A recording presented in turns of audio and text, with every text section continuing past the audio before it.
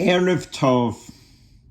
The phrase, if a person incurs guilt, is repeated throughout Parshat Vayikra as well as Parshat Tzav.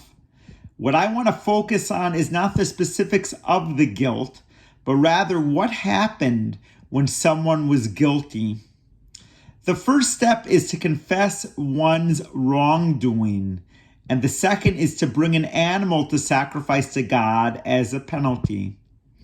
What I find interesting is not that someone is guilty per se, but rather that he or she is able to atone for what he or she did.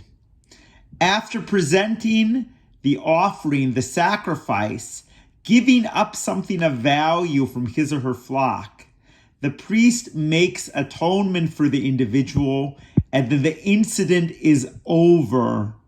It's not that it didn't happen, but rather that people are able to move on from it.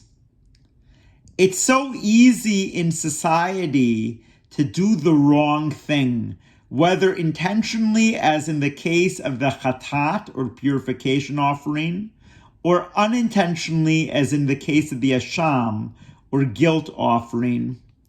The important thing is to recognize one's wrongdoing and to make amends.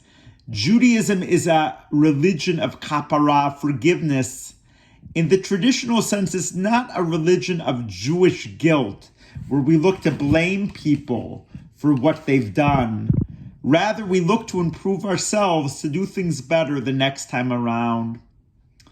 What impresses me about the Jewish approach, and what I hope impresses the board, is that Judaism is not a perfectionistic religion. We're not looking to get every detail right, to never make a mistake. Rather, we're looking to learn from our mistakes, and hopefully by doing so, we'll be better the next time around. We are all works in progress. What is up to us is to recognize where we fall short, to do our best to atone for our behavior, and to move on. Judaism is not a religion where we harp over our imperfections or where we think we can do no wrong. Rather, it takes a moderate path and returning to do the best that we are able to do.